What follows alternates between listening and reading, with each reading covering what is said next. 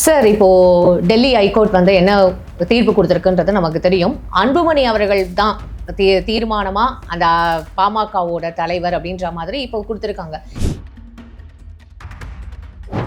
திருமாவர்கள் ஒரு 2 நாளைக்கு முன்னாடி ஒரு இதில் வந்து சொல்லியிருக்காரு, நாங்கள் திமுகவை ஃபோர்ஸ் பண்ண மாட்டோம், ஆனால் பாமகவும் பிஜேபியும் இருக்கிற அந்த கூட்டணியில் நாங்கள் இருக்க மாட்டோம் அப்படின்னு சொன்னதில் அவர் ரொம்ப கிளியராக திட்டவட்டமாக சொல்லியிருக்காரு. தொண்டர்கள் உட்பட அமைப்பு, தேர்தல் ஆணையம் அத்தனையும் அன்புமணி கட்டுப்பாட்டுக்கு, அன்புமணி முகவரிக்கு வந்து சேர்ந்துருச்சு. தன்னை பார்ப்பதற்கே ஆள் இல்லை, மகனால் தாக்கப்படுவோம், மருமகளால் தண்ணி பாட்டலால் வீசப்படுவோம், எப்படியாவது 3 எம்எல்ஏ இருந்து தன்னை பாதுகாப்பார்கள் நினைக்கிறேன். ராமதாஸ் மகனுக்கு எதிராக கடைசி வரை யுத்தம் பண்ணுவார். ராமதாஸ் திமுக மேடையில் ஏறி மாம்பழத்துக்கு ஓட்டு போடாதீங்க, உதயசூரிய சின்னத்துக்கு ஓட்டு போடுங்கன்னு எப்படி கேட்பார்? ஜிகே மணி ராமதாஸ் 2 பேரும் அமித்ஷா வர சொல்றார். ராமதாஸ் போகலை, ஜிகே மணி போய் பார்த்தார். டெல்லியிலிருந்து உத்தரவு தான், நீங்கள் பேசாமல் மகனோடு சேர்ந்து கொள்ளுங்கள், மாம்பழத்துக்கு வாக்கு கேளுங்கள், உங்களுக்கு எங்கள் கோட்டால் 3 சீட்டு தரணும்.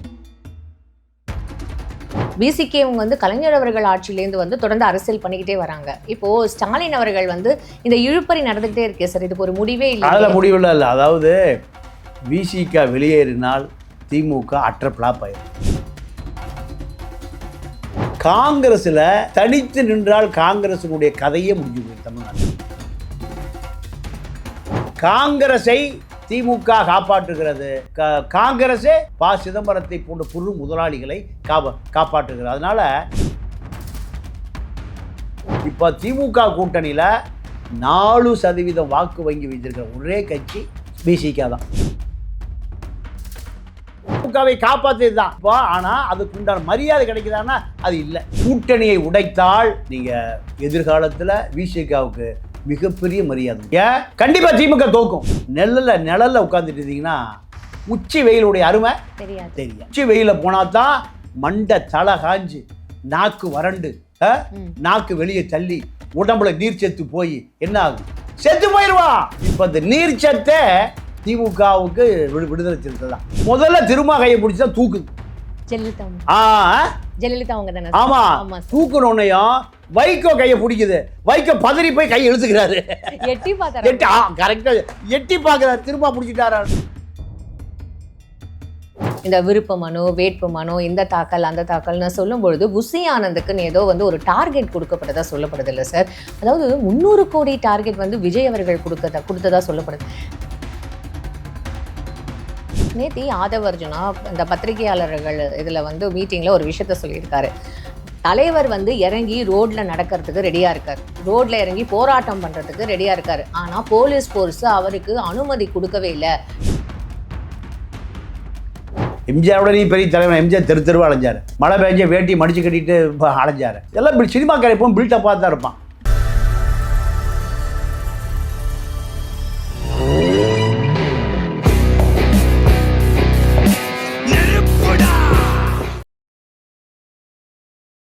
சார், இப்போ டெல்லி ஹைகோர்ட் வந்து என்ன தீர்ப்பு கொடுத்துருக்குன்றது நமக்கு தெரியும். அன்புமணி அவர்கள் தான் தீர்மானமா அந்த பாமகவோட தலைவர் அப்படின்ற மாதிரி இப்போ கொடுத்துருக்காங்க.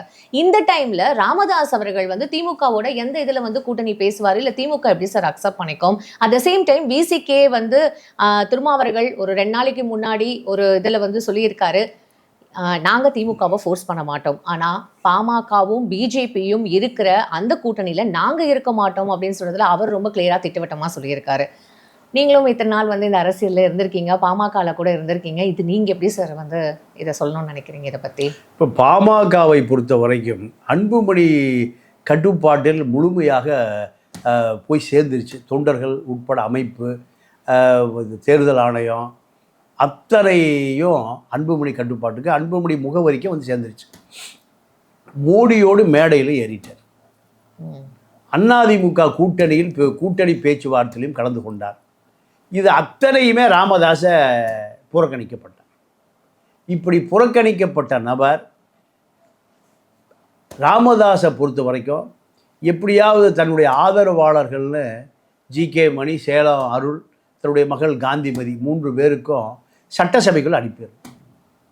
தன்னுடைய மகனுக்கு எதிராக இந்த 3 பேரும் சட்டசபைக்கு போனால் தன்னுடைய வாழ்நாள் முழுவதும், ஐயா 100 ஆண்டுமா இருக்கட்டும், வாழ்நாள் முழுவதும், இப்போ அவருக்கு 87 ஆச்சு, இந்த மீதி காலத்தை தான் ஒரு அதிகாரத்தோடு கடக்க முடியும்.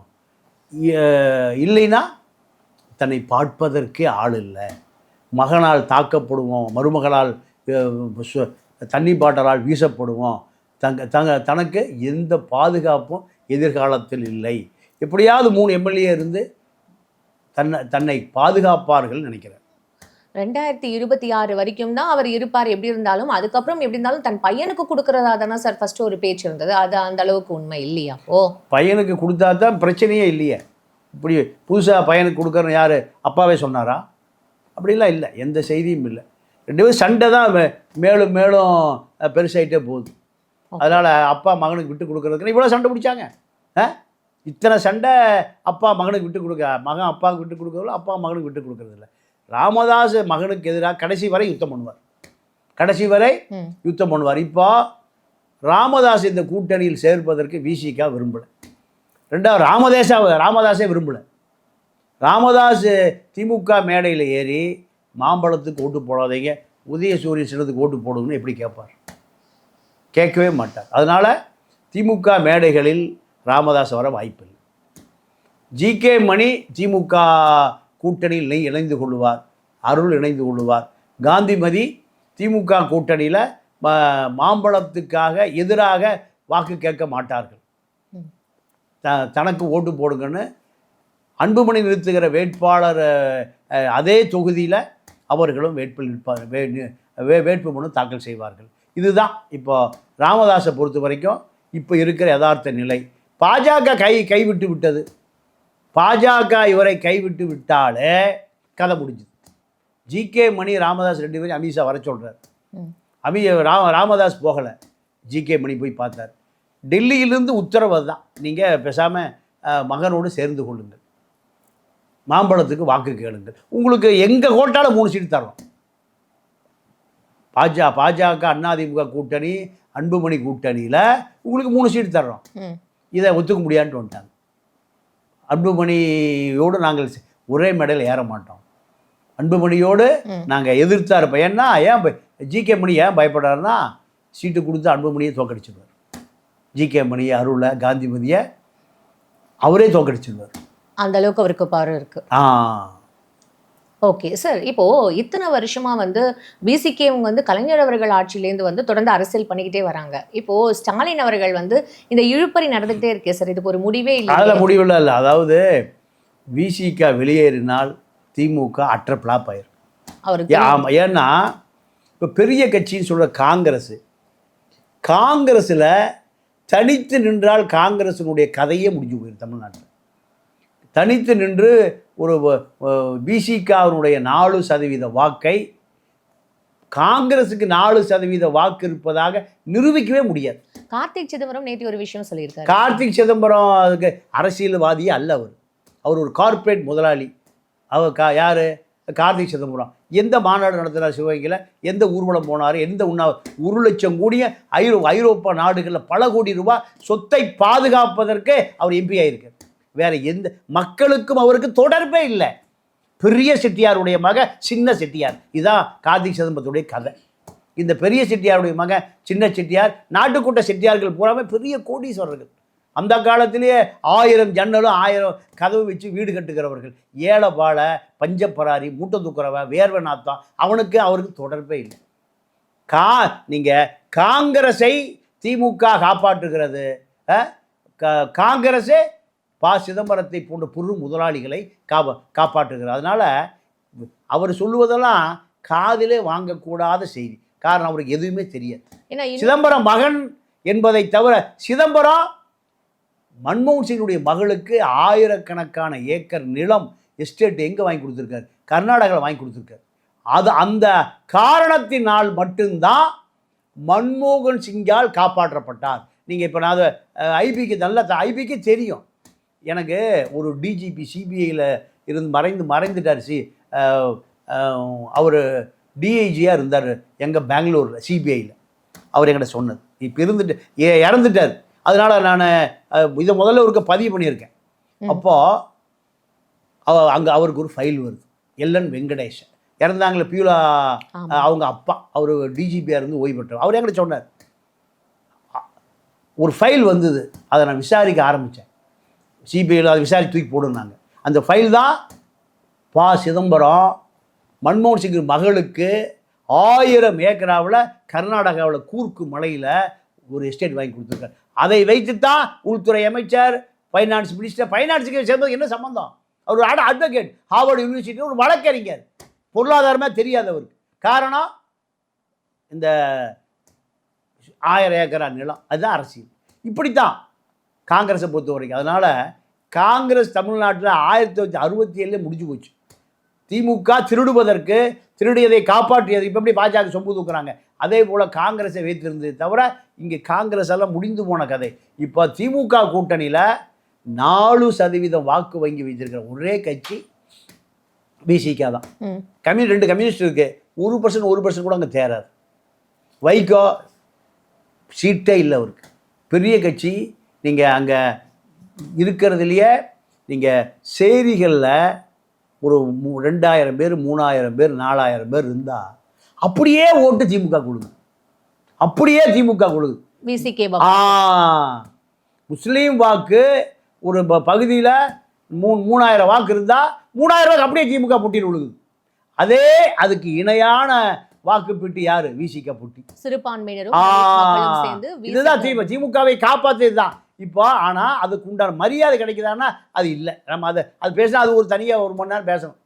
காரணம் என்னன்னா, இவர் தலைவர் திருமாவை திமுக பல வழிகளில் பயன்படுத்தி கொள்ளுகிறது. பல வழியில் பயன்படுத்தி கொண்டு, கருணாநிதி காலத்திலும் அப்படித்தான். மூப்பனார் தான் அங்கீகாரம் கொடுத்தவர். திமுகவோ அதிமுகவோ சிறுத்தைக்கு அங்கீகாரமே கொடுக்கல.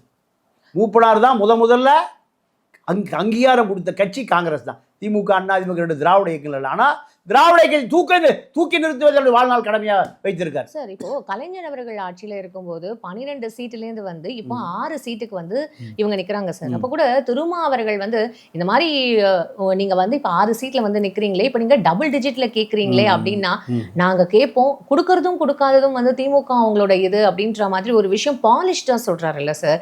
இது எப்படி சார்? அது அதாவது இவருடைய பலவீனம் தான். நீங்கள் விசிக உடைத்துட்டு வெளியே போனால் சிந்தனை செல்வம் எம்எல்ஏ ஆகிறதுனால, ரவிக்குமார் எம்பி ஆகிறதுனால,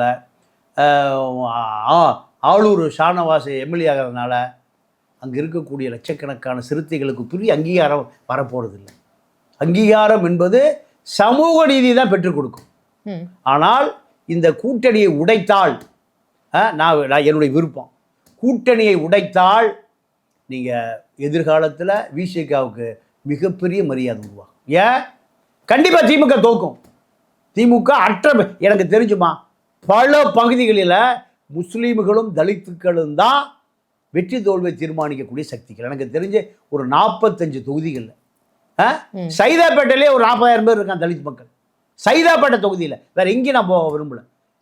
நீங்க பக்கத்துல லோக்கல் அந்த தலித் மக்கள் வாக்களித்தா தான் திமுக ஜெயிக்க முடியும். இதை நிரூபிக்கிறோமா இல்லையா?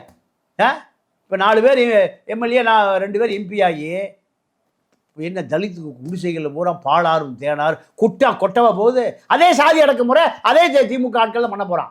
அப்போ இருங்க, அப்போ இவங்க கூட்டணி வேண்டாம், சாவகாசம் வேண்டாயா, வெளியே வந்தால் திமுக தூக்கும், பிளாப் ஆகும். ஆன பிறகு அப்போ தான் இவருடைய அருமை தெரியும். எப்பவுமே நிழலில் உட்காந்துட்டு இருந்தீங்கன்னா உச்சி வெயிலுடைய அருமை தெரியாது. உச்சி வெயிலில் போனால் தான் மண்டை தலை காஞ்சு, நாக்கு வறண்டு, நாக்கு வெளியே தள்ளி, உடம்புல நீர் செத்து போய் என்ன ஆகும்? செத்து போயிடுவான். மனிதனுடைய இயற்கை உடல் அந்த உச்சி வெயிலில், இப்போ பேப்பர் பார்த்துருக்கீங்களா, அந்த ஜூன் மாதம் சுருண்டு விழுந்து சாவு. என்ன காரணம்? உடம்புல நீர் சத்து வத்திரும். இப்போ அந்த நீர் சத்தை திமுகவுக்கு விடுதலை சிறுத்தை தான். இது வந்து நான் திரும்ப ரசிகர் மன்ற தலைவர் இல்லை, நான் உண்மையை சொல்கிறேன், யதார்த்தத்தை சொல்கிறேன். இதுதான். ஆனால் இதை அந்த தலித் இளைஞர்கள் பூரா தெரிஞ்சிருக்கான், தலைவர் தெரிஞ்சிருக்கான்.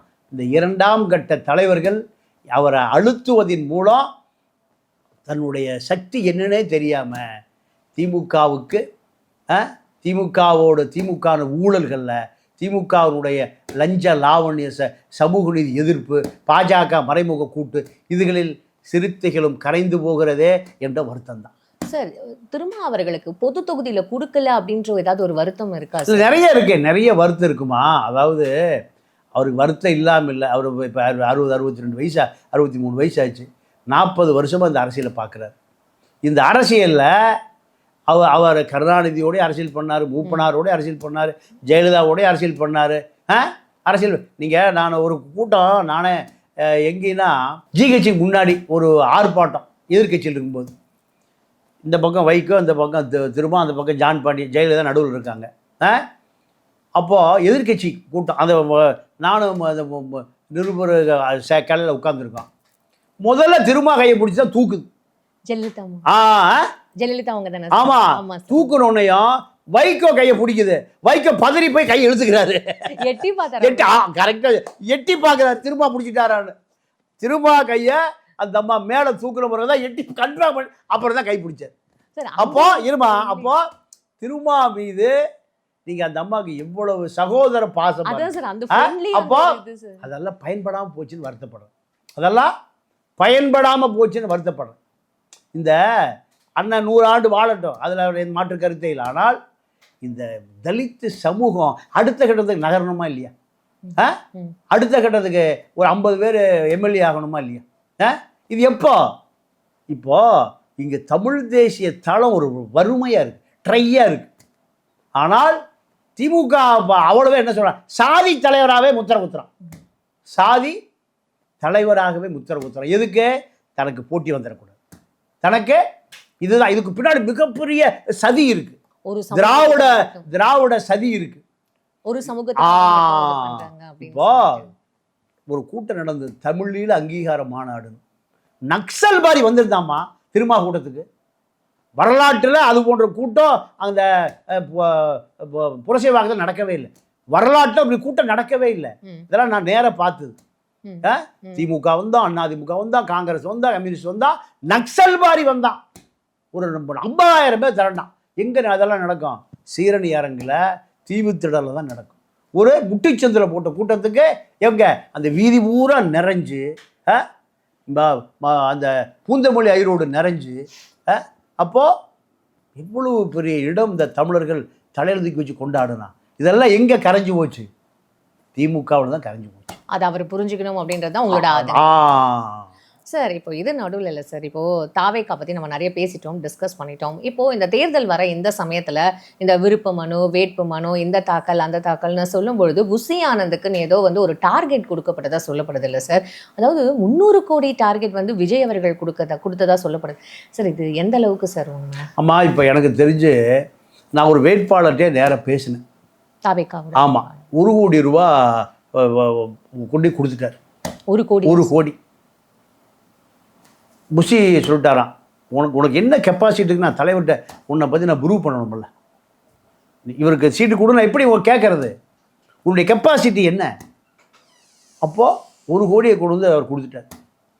1 கோடி 234 தொகுதிகள்லையும் ஒரு வார்டு செயலாளர் 20 லட்சம் ரூபாய் கொடுக்கணும்ப்பா, மாவட்ட செயலாளர் கொடுத்துரு. அப்போது திமுக அதிமுகவில் 89 மாவட்ட செயலாளர் இருக்காங்க. இந்த 89 மாவட்ட வேட்பாளர் ப்ளஸ் மாவட்ட செயலாளர் ஒரு ஆளுக்கு 1 கோடி ரூபான்னு ஏறக்குறைய 234 தொகுதி ப்ளஸ் மாவட்ட செயலாளர் 300 கோடி ரூபா பட்ஜெட். யார்? புஷி கொண்டு விஜய் கொடுக்க போகிறார். அவர் தான் இது பார்ட்டி ஃபண்டு கண்டிப்பாக வசூல் பண்ணி கொடுத்துருவார். கொடுத்த பிறகு ஆதவர்ஜுனா 300 கோடி கையிலேருந்து கொடுக்கலாம். இப்போ மாமனார் ஆஃபீஸே இப்போ காலி பண்ணி சொல்லிட்டாங்க. எங்கே? வாய்ஸ் ஆஃப் காமன் அலுவலகம் காலி செய்யப்பட்டு விட்டது. சேலம்பாட்டியில் இருந்ததில்ல. என்ன காரணம்? மாமனார் சொல்லிட்டாரு, மாப்பிள்ளை உங்கள் அரசியல் என் தொழிலே காணாம போய் அமித்ஷா கூப்பிட்டு என்ன மிரட்டுறாரு, நவ துவாரங்களையும் அடக்கிட்டு பேசாமல் இருக்கணும், தொலைச்சு மிரட்டுறாரு. நீங்கள் எம்பியாக போகிறதும் இல்லை, நீங்கள் ஆட்சியை பிடிக்க போகிறதும் இல்லை, எனக்கு ஆட்சியெல்லாம் போயிடும். தயவுசெய்து மாப்பிள்ளை கொஞ்சம் அடக்கி வாசிங்க, ஆஃபீஸை காலி பண்ணுங்க. நேத்தி ஆதவ அர்ஜுனா இந்த பத்திரிகையாளர்கள் இதுல வந்து மீட்டிங்ல ஒரு விஷயத்த சொல்லியிருக்காரு. தலைவர் வந்து இறங்கி ரோட்ல நடக்கிறதுக்கு ரெடியா இருக்காரு. ரோட்ல இறங்கி போராட்டம் பண்றதுக்கு ரெடியா இருக்காரு. ஆனா போலீஸ் ஃபோர்ஸ் அவருக்கு அனுமதி கொடுக்கவே இல்ல. ஏதோ எஸ்ஓபின்லாம் வந்து ஒரு விஷயத்த சொல்றாங்க. இதுக்கு முன்னாடி எந்த முதலமைச்சருக்கோ இல்ல எந்த போராட்டம் பண்ணி இல்ல என்னது மக்களோட மக்களா இறங்கி நடக்கிறவங்களுக்கு யார் இந்த மாதிரிலாம் கொடுத்ததும் இல்லையே, ஏன் இவருக்கு மட்டும் கொடுக்குறாங்கன்ற ஒரு கேள்வி எழுப்பியிருக்காரே சார். அதெல்லாம் ஒன்றும் இல்லை, நம்ம பில்டப் இல்லை. எம்ஜிஆரோட நீ பெரிய தலைவர், எம்ஜிஆர் தெருவா அலைஞ்சார். மழை பெஞ்ச வேட்டி மடிச்சு கட்டிட்டு அலைஞ்சார். இதெல்லாம் சினிமாக்கார எப்பவும் பில்டப்பாக தான் இருப்பான். ஒரு படம் எடுத்தோன்னே சொல்லிடுவான், தலைவராக 100 நாள் ஓடி இருந்துருவான், நீங்கள் தான் அடுத்த முதலமைச்சர்ன்றான், அடுத்த நீ பிரதமர் நீங்கள் தான் இருப்பான். 10 பேர் இருப்பான். ஃபைனான்ஸ் கம்பெனி திவாலாகி போச்சா 10 பேர் ஓடி போயிடுவான். சார் இவங்க முதலமைச்சர் இல்லாமல் பிரைம் மினிஸ்டர் கேண்டிடேட்டுக்குமே வந்து ஆமாம், ட்ரம்ப்பு ஏமாந்து அந்த சீட்டு எங்கள் சீட்டு தான் இருவாங்க. ட்ரம்ப்பு சீட்டு எங்கள் சீட்டு. சினிமாக்காரன் பூராமல் கலிசட பயிலுவோம். உண்மைக்கும் நேர்மைக்கும் 1% கூட இருக்காது சார். எனக்கு அங்கே பூராமல் பணம், எப்படி பணத்தை திருடுறது, எப்படி பாலியல் ரீதியாக பெண்களை இதுதான் சினிமா. கவர்ச்சி, பாலியல் வக்கரங்கள், இதுதான் சினிமா. இதுதான் அவருடைய கொள்முதலை. அது நீங்கள் சத்யஜித்ராவை போல ஒரு உணர்ச்சி பூர்வம் படம் எடுத்து தலித் மக்களுடைய பிரச்சனை, ஒடுக்கப்பட்ட சமூகத்தின் பிரச்சனை, இப்படி ஏதாவது ஒரு படம் வந்திருக்கா? இல்லை. எல்லாம் கார்பரேட். 500 கோடி பட்ஜெட், 500 கோடி பட்ஜெட். பாண்டியன் சார், எனக்கு ஒரு கேள்வி இருக்குங்க. இந்த 1 கோடி கொடுக்குறாங்க, 20 லட்சம் கொடுக்குறாங்க அப்படின்னா அவங்கெல்லாம் எந்த நம்பிக்கையில் கொடுக்குறாங்க? முதலமைச்சர் அவர் 1000 ரூபா நம்மளால் எம்எல்ஏ ஆயிடலாம், 500 கோடி சம்பாதிச்சிடலாம். எல்லாம் மார்க்கெட்டிங் பிஸ்னஸ் தானே. கார்பரேட் திமுக எதுக்கு வர்றான், அதிமுக எதுக்கு வர்றான்? மக்கள் சேவைக்காக வர்றான். ஒரு ஆளை காமிங்க. மக்கள் சேவைன்னு வர்ற திமுக அதிமுகவில் நாடாளுமன்ற உறுப்பு ஒரு ஆளை காமிங்க. ஜெகத் ரட்சக ஆளுக்கு பாருங்கள். எல்லாம் 1000 1 லட்சம் கோடி வச்சுருக்கு. தயாநிதி, கலாநிதி வீராசாமி, பச்சைமுத்து, பல 1000 கோடி தொண்டர் வச்சிருக்கிற ஜட்டி வேந்தர், பச்சைமுத்து, ஆளு டிஆர் பாலு. கொழுப்பு எப்படி இருக்குன்னா அப்படி தான் இருந்தாலும் பார்ப்பார். சாதாரண மன்னார்குடியிலேருந்து வந்து ஒரு சாதாரண நபராக வாழ்க்கையை ஆரம்பித்த டிஆர் பாலு இன்னைக்கு கப்பல் கம்பெனி அதிபர். எப்படி இதெல்லாம் சாத்தியம்? இந்த முட்டா பயலுக்கு 1000 ரூபாய்க்கு 500 ரூபாய்க்கு ஓட்டு போடுறது தானே. எவ்வளவு கொழுப்பு அந்த ஆளுக்கு. கொழுப்பே செஞ்சால் எப்படி இருக்கும்? அதான் துரைமுருகனும் டிஆர் பாலும். அப்படி திமிராத்தான் பார்க்குறது. ஏழை காமராஜ் கூட அப்படி பார்க்க மாட்டார். கக்க அப்படி பார்த்துருக்க மாட்டார். யாருமே அப்படி பார்த்துருக்க மாட்டான். பார்க்கிற போது இந்த திமிராத்தான் ஒரு பார்வை ஏழை எளியவோட பிடிக்கவே பிடிக்காது. அவருக்கு பிடிச்சதெல்லாம் டாட்டா பிர்லா, அம்பானி, கிஞ்சிங்கானி, கொங்கானி, இந்த மாதிரி பிஎம்டி பென்சில் வரான் அவனு தான் போய் பார்ப்பார். ஏழை வாழ வரம். இவர் தான் இந்த மக்கள் ஓட்டு போடுறான். அடித்து துரத்த வேண்டாமா? கேரளாவில் போய் பாருங்கள் அரசியல் எப்படி இருக்குது. கர்நாடகாவில் போய் பாருங்கள் எப்படி இருக்குது. ஆந்திராவில் போய் அரசியல் எப்படி இருக்குன்னு பாருங்கள். இங்கே அரசியல் ஒரு முதலாளிகள். டாட்டா காங்கிரஸ்காரன் எப்படிமா இருந்தான்? சாமியோ கேட்டுக்கு வந்து கத்தணும், போட்டுட்டு உள்ளே விடும். இப்படி தொடர்ந்து நம்ம மக்களுக்கு எடுத்துகிட்டு போயிட்டு இருக்கோம். இதுக்கு மக்களுக்கு கண்டிப்பாக புரிய வருமா? புரிஞ்சா புரியிட்டு, புரியாட்டி போட்டுமா. நம்ம என்னமா பண்ண முடியும்? கத்துறதை கத்திட்டு சாவும், அவ்வளோதான். பெரியார், அம்பேத்கர், ஜோதிபாய் புலையெல்லாம் அந்த அம்மா ஜோதிபாய் ஒரு படிக்க வைக்கிறதுக்கு, பெண்களை படிக்க வைக்கிறதுக்கு ஸ்கூலுக்கு போகுமா. சாணி அடியில் தான் போய் துணியெல்லாம் கழுவி எடுத்தா, வேறு சேலையை கட்டிட்டு தான் அந்த ஸ்கூலில் பெண்களை படிக்க வைக்குமா? யார்? ஜோதிபாய். அப்போது இதெல்லாம் ஒரு 100 வருடம் எவ்வளவு போராடி இருக்காங்க.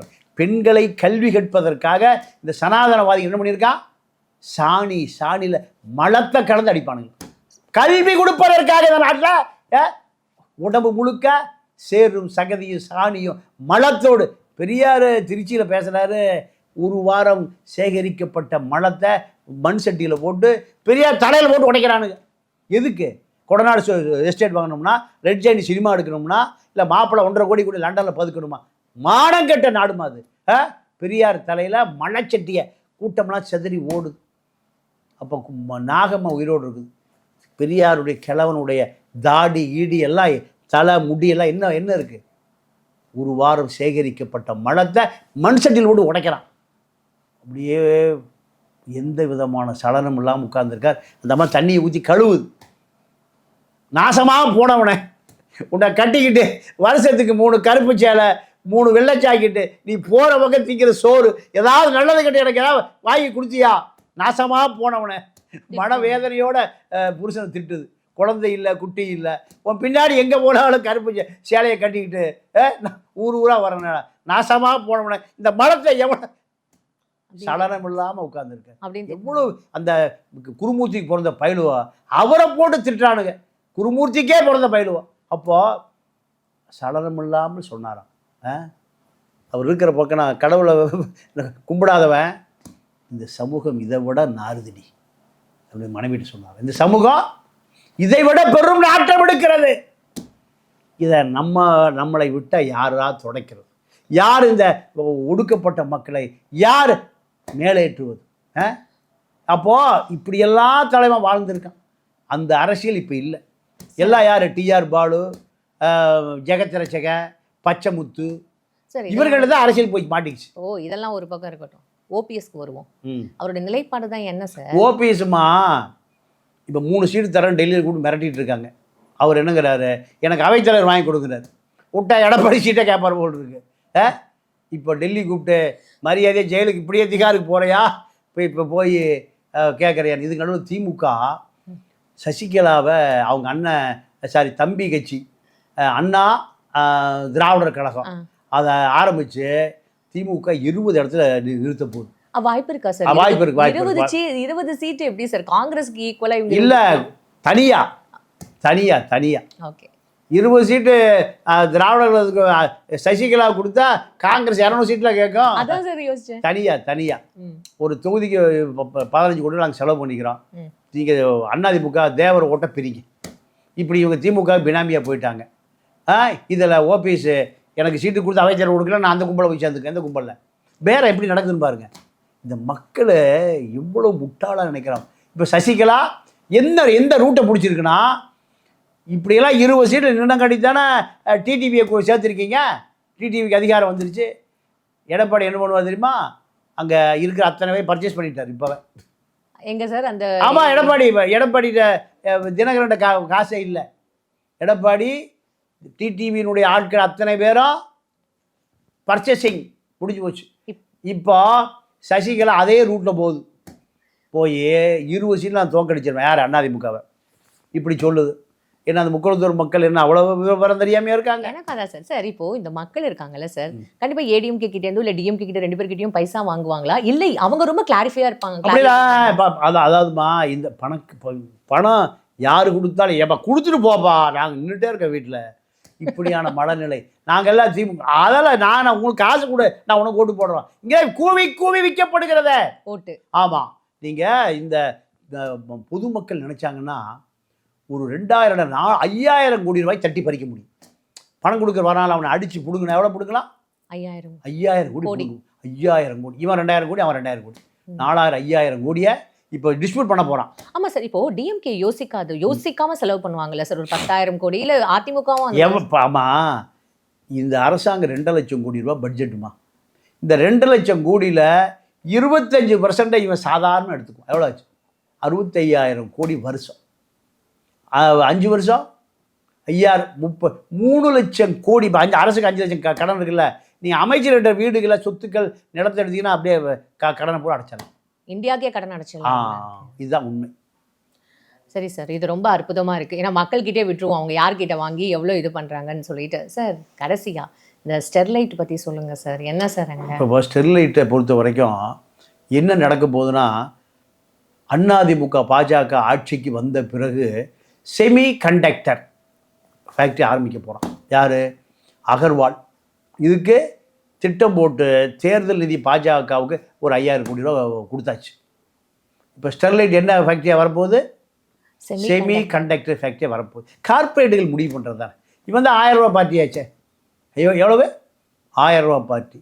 அதனால் பல ஃபேக்ட்ரிகள் இனிமேல் அதிமுக பிஜேபி வந்தால் தமிழ்நாட்டில் பிஜேபி கொடி தான் உயர பறக்கும். கார்பரேட் முதலாளிகள் பூரா தயாராகிட்டேன். ஏடிஎம்கே என்ன தான் சார் பண்ணும்? ஏடிஎம்கே தாக்கு பிடிக்கும். அப்புறம் கொஞ்ச நாள் ஏடிஎம்கே பிஜேபியாக மாறிடும். அங்கே அமித்ஷா போட்டால் வச்சுருவாங்க. அதிமுக கொடி இருக்குல்ல, அதை இறக்கிட்டு அமித்ஷா கொடி வைக்கப்படும். சார் என்ன சொல்கிறதுனே தெரில சார்.